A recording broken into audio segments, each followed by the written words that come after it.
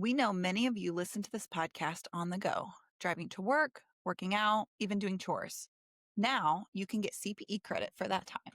With Earmark, you can earn free NASBA-approved CPE for listening to the Inside Public Accounting podcast. After you listen to an episode, take a quiz, and your certificate will be ready. Earmark has courses for everyone in your firm, from staff to partners. Get started today at earmark.app or download the free app on the App Store. Welcome to the Inside Public Accounting podcast. I'm Rob Brown, your host. And on behalf of InsidePublicAccounting.com, this show is the stories and the personalities behind the numbers. You'll appreciate the surveys and the amazing research that we do here. And occasionally we bring on very special guests that have a lot to say about what's happening in the accounting world. We're thrilled to have with us today Rachel Anevski from New Jersey. Rachel, it's brilliant to have you with us. Hello. Hi, I'm so excited to be here. This has been a long time coming. I love this podcast, and I love that you are here with me this morning here in New Jersey. It's this afternoon in the UK, but we're truly an international show, hence your American accent and my English accent. Rachel, for people that haven't come across you, you've been in this game a long time, but just give us a little bio of your life so far. Sure thing. A little bio. That's a loaded question. So I had this great job in public accounting many, many years ago. I was a scheduling coordinator, right? So I got to see the heartbeat of how public accounting firms worked. I got to understand skill sets and time and billing really, really intricately. And that kind of set off my career in public accounting, I have to tell you. And so I have an academic background in criminal psychology. And when I worked my first job in public accounting, I went and obtained a master's in organizational behavior. From there, I became a director of human resources and then a director of business relationships and marketing. So that was an early kind of career onset. I oversaw all of HR and all business development for many years for two public accounting firms, one about 20 million in revenue, and one is Citrin Cooperman. So Citrin Cooperman then was a small 300-person firm, and now we all know Citrin Cooperman today. And so fast forward just a little bit, both of those firms became my first two clients when I went out on my own and opened up Matters of Management, which was a consulting firm that helped accounting firms grow from the inside. So we are people strategists with a growth purpose. Anything that we do and have looked at over the past 12 years as the CEO of Matters of Management have been with the people in mind. Fast forward just a little bit, and from 2021 to 2024, I wrote a book called Accounting for Times, Evolve or Dissolve. I wrote that book with a co-author, Jessica Levin, who's the COO of the Abacus Group, which is an international alliance firm. She's pretty fabulous. That book has done rather well. She went off and got her doctorate, and so did I. And so I am almost done, and my doctorate is all about transformational leadership and its intent to retain future leaders, future CPA leaders. So that's a bio for you. That is quite a heritage, and well done for fitting all of that into just a couple of minutes. Fascinated to dig into a lot of things here, but let's start generally. Dr. Rachel Anevski, what kind of shape do you feel the accounting profession is in right now? Oh, it's so much fun. That's the shape it's in. It's in a fun shape. So obviously, transformation is the buzzword of the industry now. Yeah. I feel like it's almost overused. It's chat GBT overused, but it is transformational times. And I think you've got all of these little subsets of what's happening in the industry. And really, it's business transformation, be it the tech, and early adopters of what's happening in tech, or early adopters of what's happening in PE. And then all on the other side, you have the firm owners that are saying, hey, I don't want any part of all of this crazy fun that's happening. I just want to go out on my own. So we're seeing all of these fractions, coming off of what has been 100-year of tradition in CPA firms, all of these independent solo practitioners happening.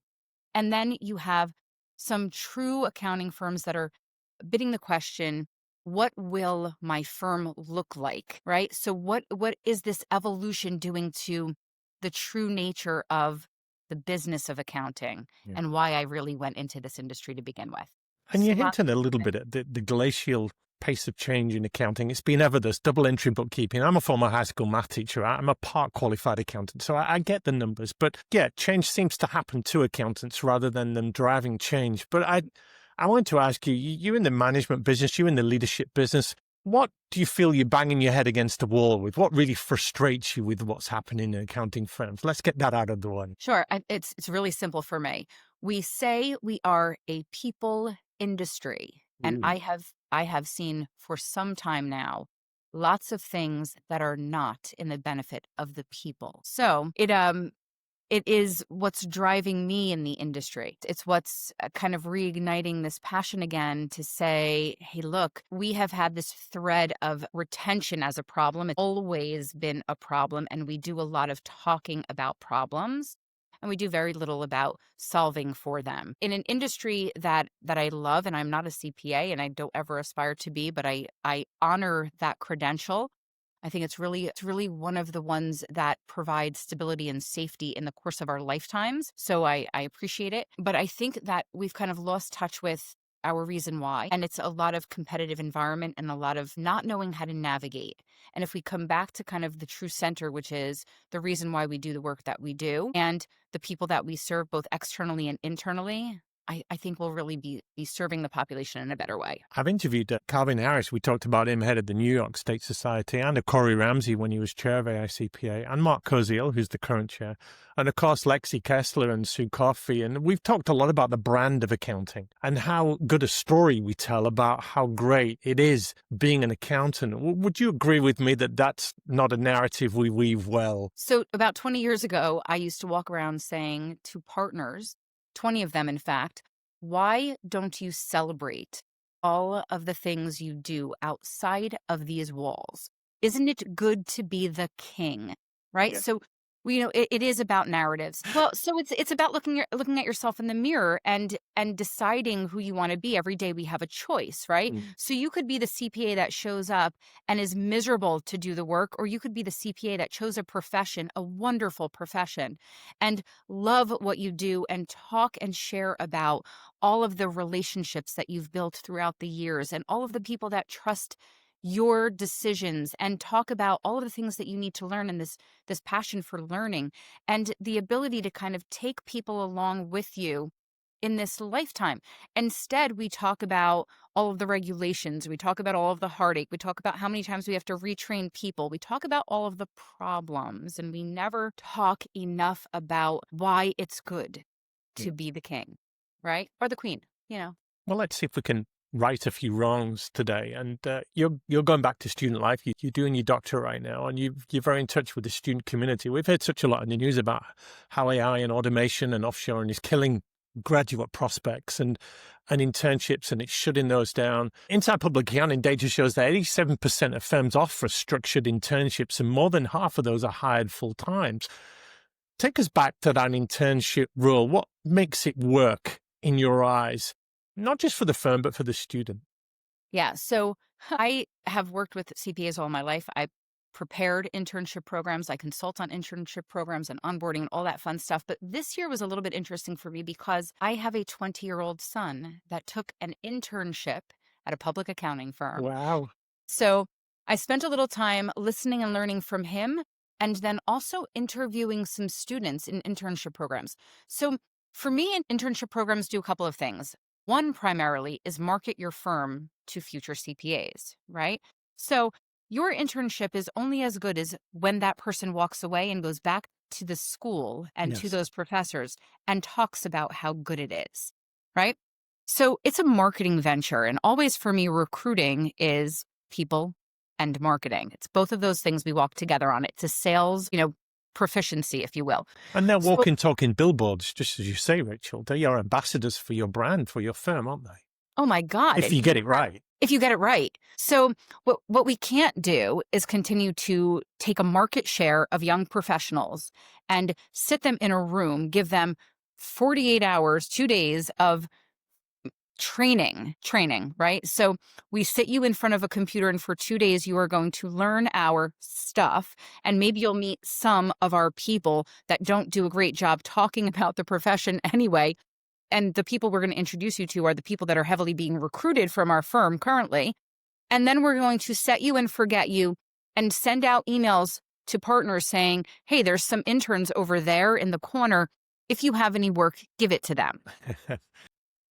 And this is what I see, copy, paste, copy, paste, copy, paste, over and over. And we think we're doing it right. And then at the end of the internship process, maybe we're giving 5 minutes of feedback and we're giving offer letters, but we haven't spent any time in the middle. We haven't reconnected in 8 weeks, in 10 weeks. We have really just said, here we go. And we could do so much better here. And even at the smaller firms, we could do so much better here. There are a lot of firms that say, we don't have the work for interns. That's an honest answer. That's an honest answer because there are a lot of firms that really haven't prepared the work for interns, prepared an internship program, and are still taking on interns. And those are the ones that are really going wrong. That's wrong. And those are the kids that are going back to school saying, I don't know if I want to be a CPA. Maybe I should change my major.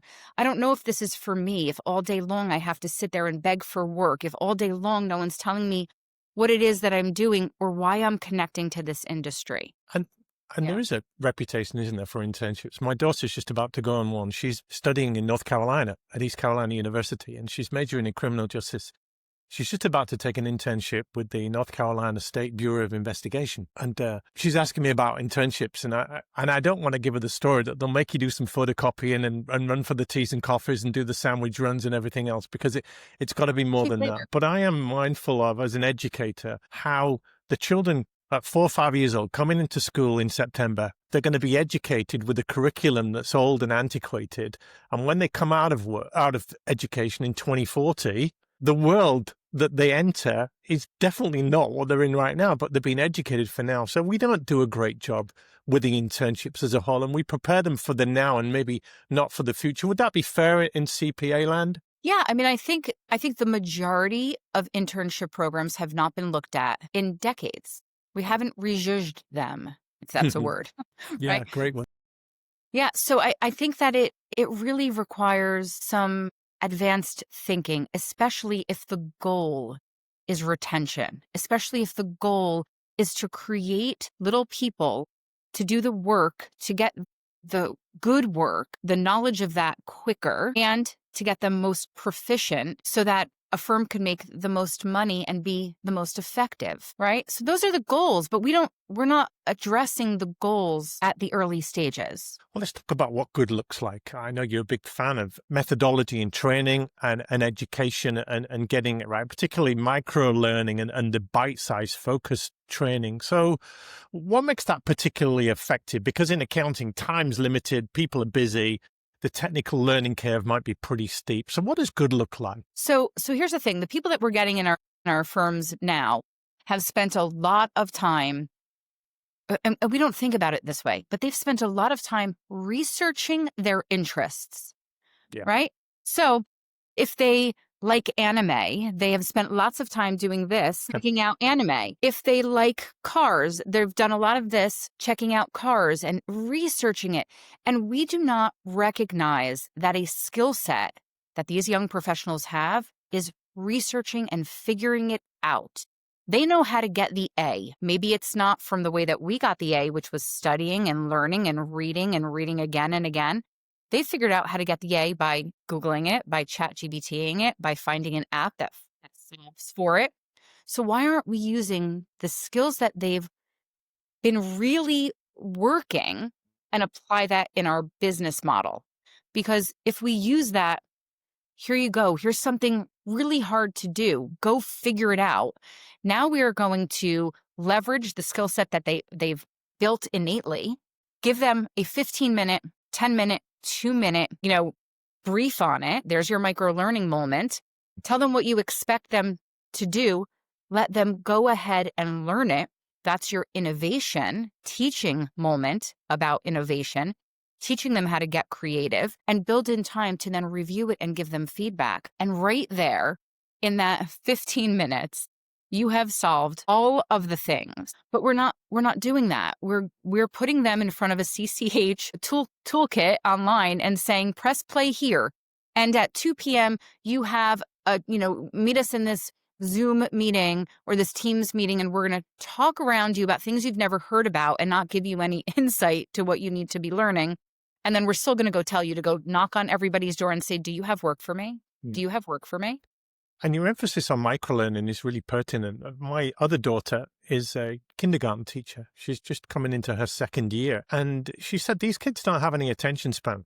So she has to plan her lessons, Rachel, in small 5-7 minute blocks. Because if you tell a kid something in 2 or 3 minutes, they're looking out of the window, they can't focus, concentrate for that long. And then maybe the generations coming through have a little bit of that. Micro-learning seems very apt. Well, here's your 5-year-old doing ABC mouse all day, right? You sit them in front of an iPad and they're doing ABC mouse. So everything is gamified. All of the learning is gamified. And it's this reward system that's going on in their brain. So can you imagine taking 30 interns and gamifying that internship program and saying, here's everybody, and this is what you've learned, and you have a leaderboard in your internship program. And then at the end of it, you're celebrating who has accomplished all of the modules, 5-minute interval modules, and who's been able to build this acumen so that they're better served. And now, what a brilliant model. Then they go back to their firm and they go back to their school and they're all talking about their internship models in their accounting,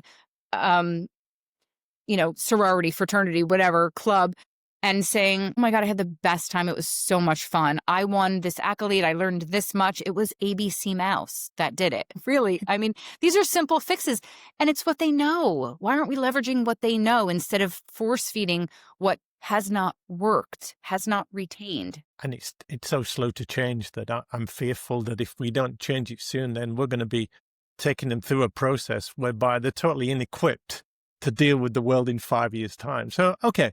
Let's acknowledge a poor onboarding experience, a poor internship experience is a fast way to lose a promising new hire. It damages the brand.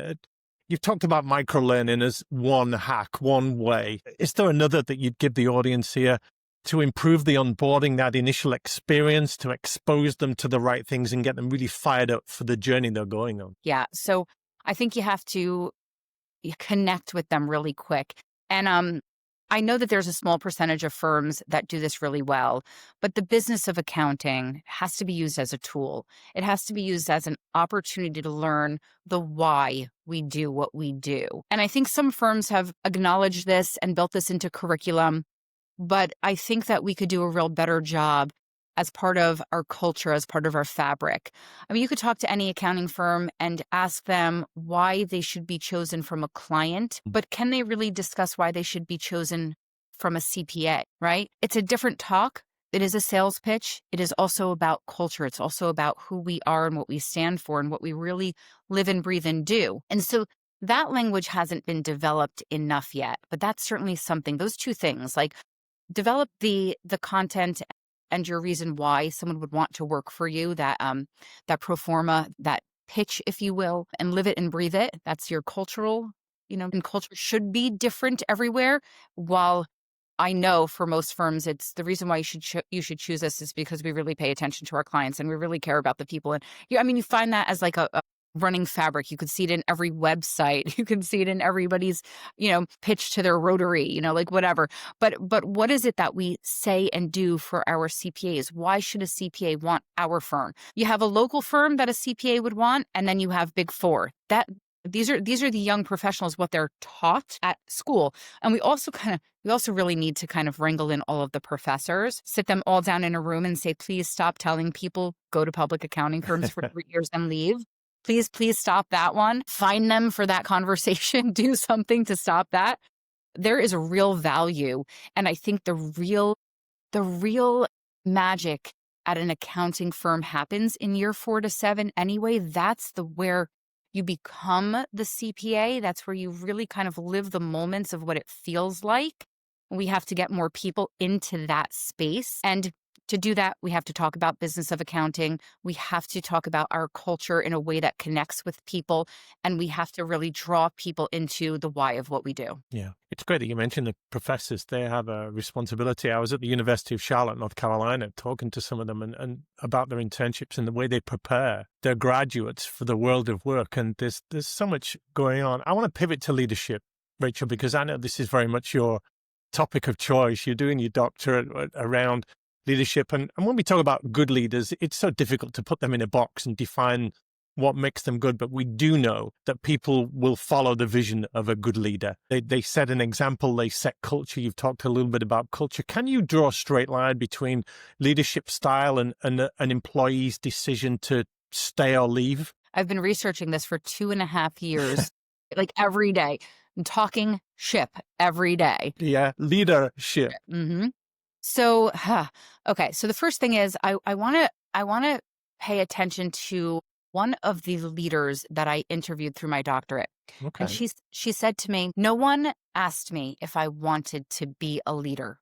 They assumed that I was a leader because I've reached a level of business acumen or business experience in my firm. So it was assumed that I'm a leader because 7 years of I've made partner, I brought in some business, voila. Yeah.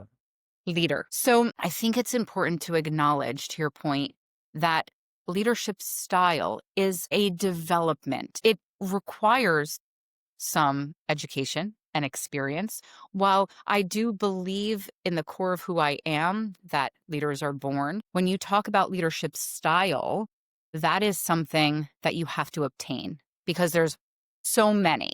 And the reason why I chose transformational leadership as opposed to all of the variations of leadership is because in public accounting, there's succession plan. There should be succession plans, right? We should do a better job at succession plans. But if we invest in developing future leaders in our firms, we're doing two things. And that's the premise of transformational leadership. We build skills that can be emulated for future people to follow, right? So if we teach current leaders how to lead future leaders and kind of infuse a specific type of business acumen training with them. I know it's a little hard to follow. There's 185 pages that will tell this story. But if you do that together, then you've solved multiple problems. You've shown people you care in them, which is what's called human capital theory. It's been around since 1965. So human capital theory says, like, if you invest in your people, they'll stay longer. You care. It's just empathy quotient. And then if you give them the type of training that helps other people learn how to lead, then now you've built this ecosystem of people who want to stay with you and want to follow you. And for sure, we understand at a very basic level that leadership only happens if you have at least one follower, right? But lots of people will say, I'm a leader, and they look back and there's no one there. So we need to build a model where people want to follow. They want to be impressed by that person. They want to listen and learn and then become what they're seeing. So it does take practice, and it's mindful practice of how we do this. And we're coming off a period of time where I feel like training and leadership training specifically, has been put on a back burner because we've been talking about succession for so long. And what's happening is when we're failing to kind of relook at this model of bringing the people along with us in this environment, we're missing huge opportunities. There was a preach in my church recently about fellowship. They said it's okay having good leaders, but you've got to be good followers too. Jesus had good followers. He created a worldwide movement. We interviewed Jeffrey Weiner. He's a former CEO of Markham, led them into the merger with CBIZ, and obviously 1.3 billion and growing. So he had some great stories to tell about the traits of leaders in driving firm culture. They set the tone. They adhered to the vision, the values. They set the examples. That's a key part of it, isn't it? It certainly is. So one of the emerging characteristics in my doctorate was ethical leadership.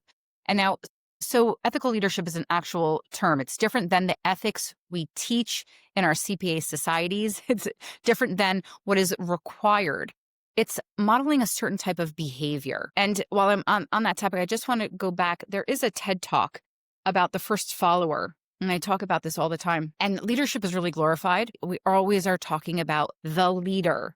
And I think it's really so much more important that we talk about the first follower, that person that takes that leap of faith to say, I hear you, leader, and I agree with you, because it needs more than one person. It really Is that the does. one about the dancing on the hill at the festival? That one? Yes. Yeah. It is my favorite TED Talk of all So time. exceptional. Yeah. Yeah, it's fantastic. So, How to Start a Movement is the name of it. Any of you listeners, How to Start a Movement TED Talk, fabulous leadership skills. But in terms of ethical leadership, the way that we teach ethical leadership is um, we hold people accountable for when they show up in a positive, ethical way, and then we celebrate that and we emulate that. That is ethical leadership. It's morality and it's integrity. It's all of those things. And oftentimes you'll see in the value statements of CPA firms, and we value integrity, we value this, but how do we really see that showing up in our firms? So some of the ways that we could do that and celebrate it in a way that we want more people to follow is when you have a great experience with a client, or a client sends an accolade and talks about a CPA, or when a CPA talks about how they were able to help do specific things, or how a team helps a client do specific things. So more kind of internal work. This is like panel talks. This is doing conferences and conventions for your firm internally so that we can continue to progress and say, this is how we want our people to look like. And the way that we make sure of it is our leaders look like this. So be this. Is that challenging though, Rachel, when we're in remote environments? It's much harder to drive culture if you're not walking the corridors and bumping into people by the water cooler and having those more intimate moments. Yeah. So I have personally chose in my own profession to not be a remote solution. I Okay. like people. I like to have those water cooler conversations. I like to have awkward moments of silence so that things that can bubble to the surface can get there. It's just me. There are other people who have certainly shown that either via their circadian rhythm or who they are or their personal experiences or personal environment require remote experiences. And so we're living in this hybrid universe. And I think you have opportunity all over the place with this. In the setting of kind of like conference style or how people show up, I think there's great ways to bring in large groups of people remotely. I certainly have participated in lots of conventions that are both at home and in person. It's harder to engage or stay engaged when I'm home and all of what's happening is there. But it doesn't mean it doesn't exist. There are ways to incorporate your at-home people or your remote people. It again takes a little more planning, a little more proactive thought, mindfulness. How do we make sure that we address everybody? And sometimes I think what's happening is lazy or priority take over, And so and the way that we see this on the people side is at least that the people at home are really kind of suffering or being left out of moments or being not promoted as frequently as those people that are showing up on staff. And maybe the learning is a little bit different. But, there's something also to say about your freedom and your ability to work whenever you want, however you want. So we're in it. We're in the thick of this environment. I don't see it changing much. We just do still need to get better at it. But I'm hearing you that connectedness creates culture, and it's difficult to get that when you're remote. I'm mindful of the people that think the technical skills is just enough to get you where you are. But we're moving into an age, aren't we? We talk a lot about advisory and the downward pressure on compliance fees. And what was valued by clients years ago is that historical look. But the clients are now wanting a more future forward-thinking approach. Let's talk about commercial acumen, business awareness. You're very big on this, aren't you? And you help firms to develop this. I do. So, there again, so I don't write curriculum. I talk about curriculum, but I don't write curriculum. I'm not an L&D person. I'm a leadership, I talk about leadership. So I think when I look at leadership programs and I look at business acumen programs, and we have this emphasis of technical, you have to have 40 CPE every year, and there's all of these requirements. I think that early on in my career, I saw a curriculum model that took people through this lifespan of early career models. So from internship to partner, and there's different subsets of learning, left side, right side, brain learning. So when we bring people into public accounting firms, we say, all you need to do is learn. That's the skill set we want you to have. We don't test this, by the way. We don't test people coming into the industry on their ability to learn, how they learn. We don't. We say, this is how we teach, so you have to learn it. We know they can learn. These people have done degrees and passed qualifications, so they know how to learn, presumably. But how do they learn, right? So there's 3 different ways, typically adults, because now we're talking adult learning, Okay. right? So adult learning theory says we learn 3 different ways, right? Visual, audio, kinesthetic. But most of the time, we're not developing our curriculum based on that. We're not addressing the individual people. And individualized training is really connectivity. And firms have the ability to do this. It does take some bandwidth. It does take some developing. So we have this model of the first 3 years, you just have to learn. But then we take people from learning and say, now you have to teach. We don't teach them how to be teachers. We expect them to be teachers. So we go through this model. And then after they've been around for a little while, we say, now we're going to flip the switch on you just one more time. And we're going to say, okay, enough learning. You've got it. On the technical side, just some updates we'll do for you for the rest of your life.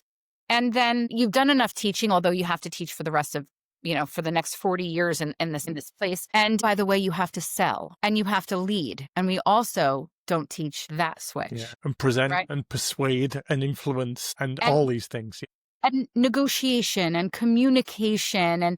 And there is a list that came out of this doctorate of all of the types of trainings that existing leaders wished they had so that they could give back, so that future leaders had that. Rachel, are we asking too much of the modern day accountant? You're talking about all the things they need to equip themselves as a leader, but we haven't even talked about technological skills and not necessarily writing code, but knowing more than how to turn a computer on and off, and prompt engineering and all of these things, and mastering the myriad of software that they've got at their disposal. There's a lot we're asking of the modern day accountant. Yeah, right. Are you an accountant or are you a technologist or are you both? And so that of course is the evolution of where accounting is going. And that's the conversation that our seasoned leaders in mid-sized firms or small firms that want to stay independent are asking.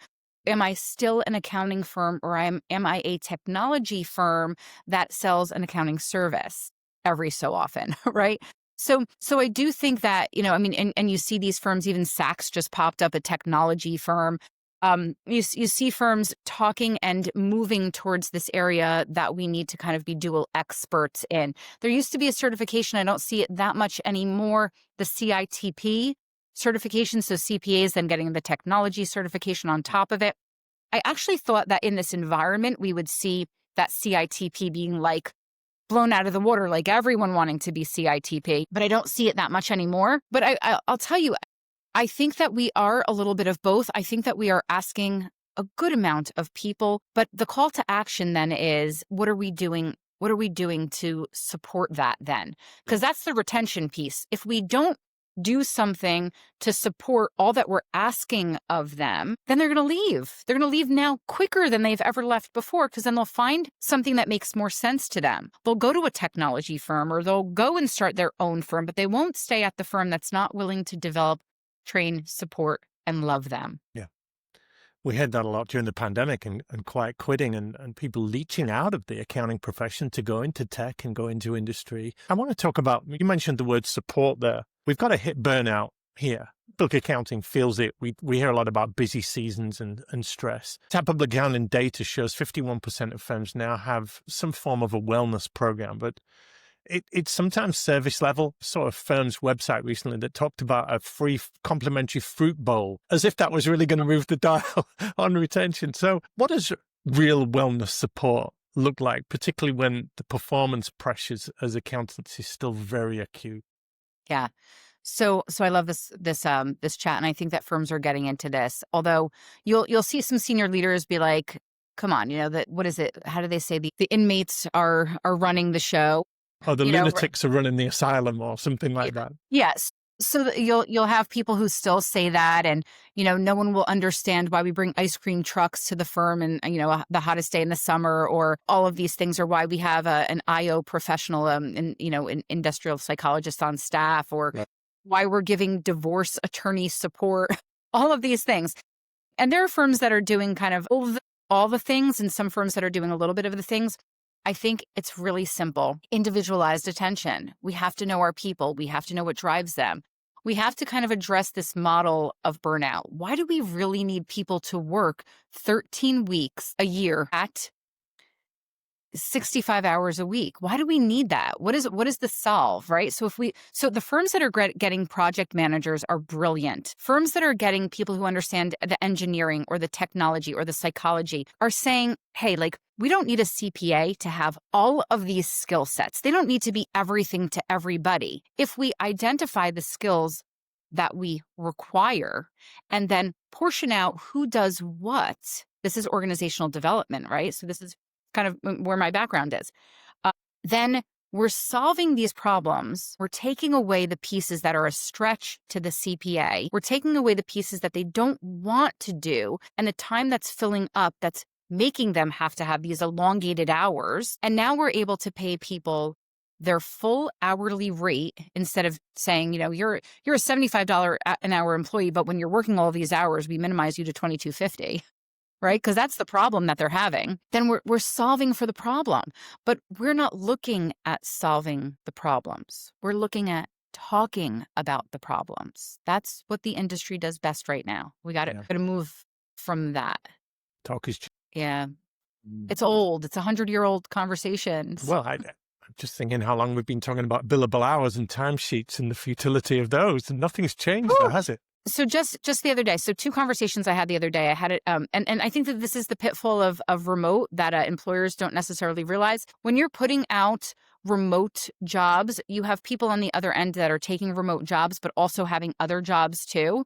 And that is still happening. Those are real things. I had a gentleman have a $125,000 remote opportunity and a $150,000 in-house opportunity, chose the $125,000 remote opportunities so that he can continue to have his own firm on the side. So you do have those issues. And then I had a managing partner say to me, why can't I hire anyone? All I've told him is that we require 1,700 billable hours a year. I said, do you want me to answer that question? Why are we leading with that conversation? Why is that still the conversation? You might have accountability measures and all of these things, but how are we remarking on quality of work? There's so many other things to value. And these are real conversations. These are 2 days ago. These are real conversations that are happening still in the majority of our firms. What we've done as an industry lately is we're talking 100% of the time about 10% of what's happening in the industry. It's crazy for me. Listen, I mean, this is what we do. It's news. First thing I learned. Yes. Yeah, I mean, but that's what we do. So we're glorifying things in the industry, and we're not talking about some of the things that have been talked about that we haven't solved for yet. Well, I'm wondering what it would take. It would take a lot in the education sector, my heartland, to change the curriculum and the emphasis on exams. So what would it take to shake up the accounting profession so there's no busy seasons and there's no 150 hours and we take away these barriers to entry that people get so upset about? Is that even possible? It's so possible. God, it's so possible. And it would be so fabulous to do. And I think that there are some firms that are doing it. Those are the firms we need to celebrate, highlight, talk about. That's where, we need to be spending our time. Of course it's possible. Look, you have 1 year ago, 2 years ago, you had, 10,000 fractional executives in the world. Now there are 90,000 fractional executives, most of them being CFOs. Go ahead, ask the question. Well, how come they're all CFOs? Oh, well, because they've taken Is that the question?